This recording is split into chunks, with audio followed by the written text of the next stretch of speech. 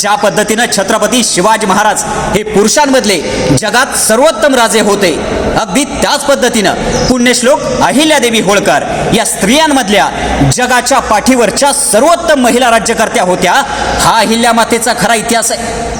ज्या हिंदू धर्माचा आम्हाला प्रचंड अभिमान आहे ना, तो हिंदू धर्म टिकवण्यात सगळ्यात महत्त्वाचं योगदान जर कोणाचं असेल तर राजमाता पुण्यश्लोक अहिल्यादेवी होळकरांचं आहे.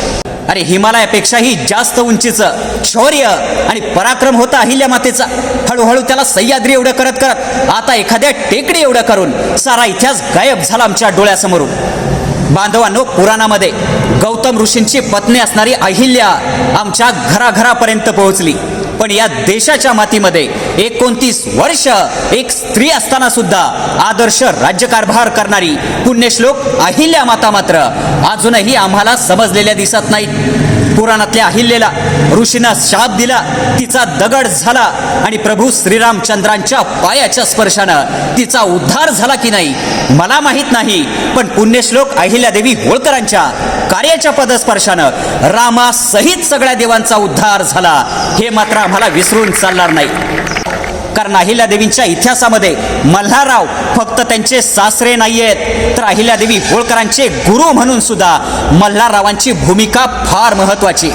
आणि मुळातच पुण्यश्लोक अहिल्यादेवींच्या इतिहासामध्ये सगळ्यात महत्त्वाचं योगदान जर कोणाचं असेल तर ते श्रीमंत सुभेदार मल्हारराव होळकरांचं आहे. कारण मल्हारराव म्हणजे शौर्य, मल्हारराव म्हणजे पराक्रम, मल्हारराव म्हणजे धाडस, मल्हारराव म्हणजे विश्वास, मल्हारराव म्हणजे अहिल्यादेवींच्या पाठीवर आयुष्यभर पडत राहिलेली कौतुकाची थाप. मल्हारराव होळकरांनी आपल्या 8 वर्षांच्या सुनेला शिकवलंय युद्ध कसं लढायचं, तलवार कशी चालवायची, भाला कसा चालवायचा. युद्ध रणांगणावरती ज्यावेळी सुरू होतं, तोफांचे भयानक आवाज होतात, त्यावेळी निधड्या छातीनं त्याला कसं सामोरं जायचं हे मल्हारराव होळकरांनी अहिल्यादेवी होळकरांना शिकवलंय. अगदी काश्मीरच्या नंदनवनापासून ते मलयगिरीच्या चंदनवनापर्यंत आणि काटेवाडपासून कलकत्त्यापर्यंत अखंड हिंदुस्थानमध्ये पुण्यश्लोक अहिल्यादेवी होळकरांनी 5000पेक्षा जास्त मंदिरं बांधली, हजारो मंदिरांचा जीर्णोद्धार केला, कित्येक धर्मशाळा बांधल्या, विश्रामगृह बांधली, पाणपोया बांधल्या, बारवा बांधल्या, तलाव बांधले. इतकं सगळं धार्मिक कार्य पुण्यश्लोक अहिल्यादेवी होळकरांनी केलं. तीर्थक्षेत्रांच्या विकासामध्ये अहिल्यादेवी होळकरांचं कार्य फार महत्त्वाचं आहे. कारण या देशामधल्या 12 ज्योतिर्लिंगांचा जीर्णोद्धार हा पुण्यश्लोक अहिल्यादेवी होळकरांनीच केला आहे. परकीय आक्रमकांनी उद्ध्वस्त केलेलं अयोध्येतलं राम मंदिर बांधवांनो मागच्या वर्षी नव्यानं बांधलं गेलं. अयोध्येतलं राम मंदिर नव्यानं बांधलंय म्हणून आम्हाला प्रचंड आनंद झाला. देशभरामध्ये प्रचंड उत्साह होता. लोकांनी घरावरती गुढ्या उभारल्या, अक्षरशः दिवाळी साजरी केली. विचार करा, एक राम मंदिर, जगभरातल्या हिंदूंची अस्मिता असणारं हे राम मंदिर पुन्हा उभं राहिलं, याचा आम्हाला एवढा आनंद झाला.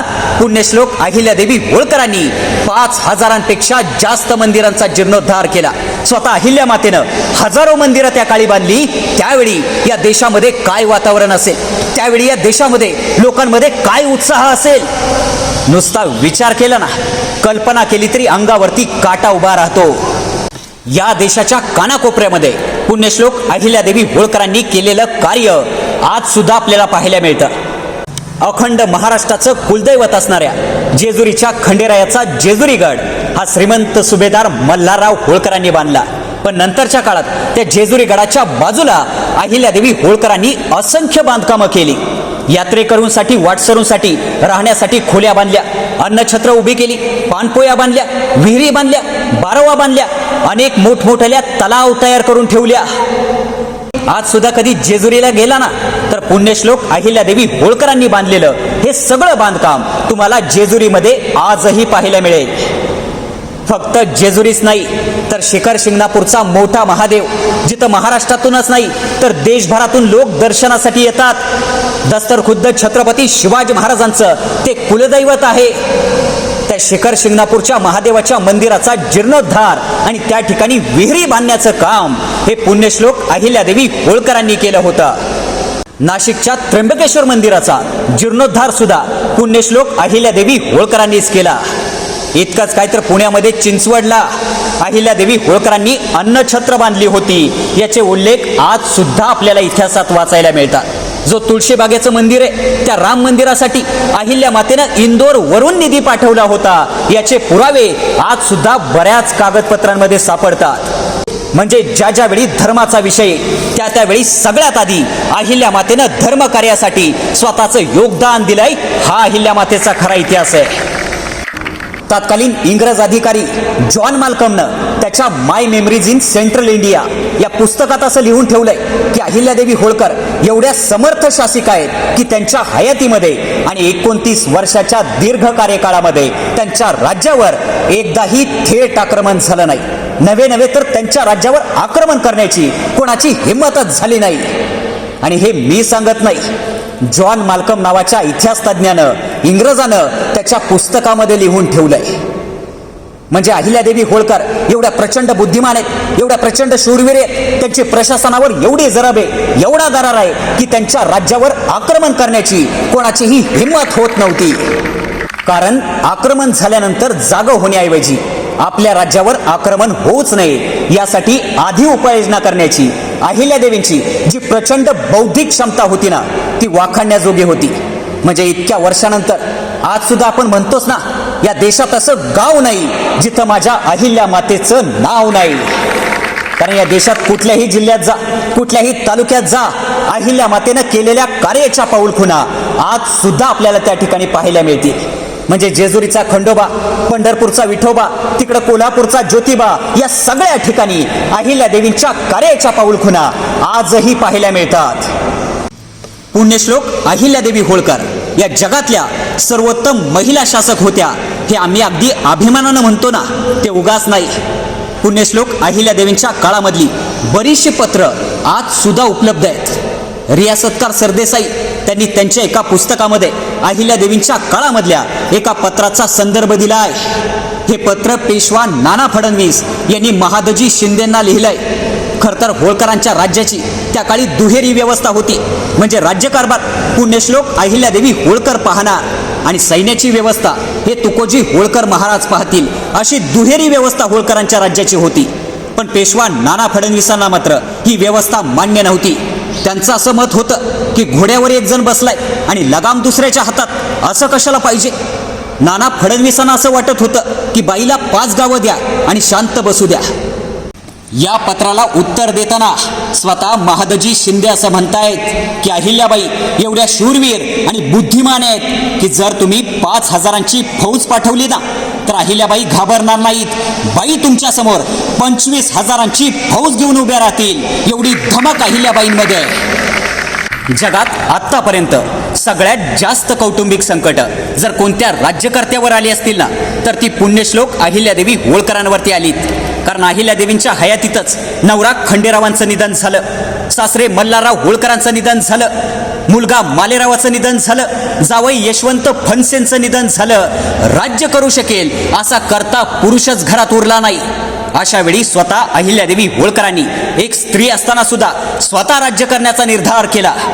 पण आपल्याकडे म्हणतात ना, चांगल्या कामात मांजरांपेक्षा माणसंच जास्त आडवे जातात. ज्यावेळी अहिल्यादेवी होळकर स्वतः राज्याच्या गादीवरती बसल्या ना त्यावेळी गंगोबा चंद्रचूड नावाच्या दिवानानं राघोबा पेशव्यांना एक पत्र लिहिलं. त्या पत्रात तो लिहितो, होळकरांच्या राज्याचा कुणीही वारस जिवंत राहिलेला नाही.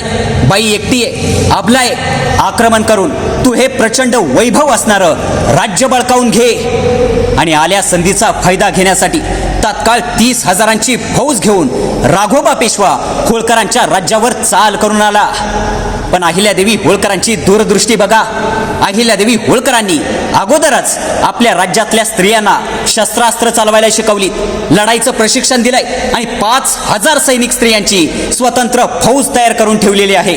अखंड हिंदुस्थानच्या इतिहासामध्ये स्त्रियांची स्वतंत्र फौज तयार करणारी पहिली महाराणी म्हणजेच पुण्यश्लोक अहिल्यादेवी होळकर होय.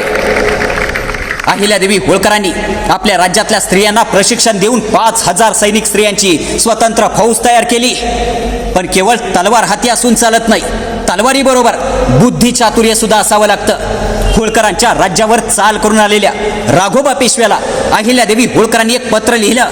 त्या पत्रात अहिल्यादेवी होळकर असं लिहित आहेत, मी एक अबलाबाई असं समजू नका. खांद्यावरती भाला टाकून रणांगणात उभी राहील ना, त्यावेळी प्रचंड जड जाईल तुम्हाला. माझ्या पूर्वजांनी खुशमस्करी करून हे राज्य मिळवलेलं नाहीये, तर तलवार गाजवून हे राज्य उभं केलंय. माझे राज्य हिरावून घेण्यासाठी आपण सैन्य घेऊन आलात, पण तुमची ही इच्छा मी कदापि पूर्ण होऊ देणार नाही. माझ्या आधिपत्याखाली तयार केलेली स्त्रियांची फौज तुमच्याशी युद्ध करेल. जर मी हरले ना, तर कोणी नावं ठेवणार नाहीत. पण जर तुम्ही हरलात ना, तर एका महिलेकडून हरलात म्हणून तुम्हाला जगात तोंड दाखवायला जागा उरणार नाही. या गोष्टीचा विचार करून मगच लढायला या.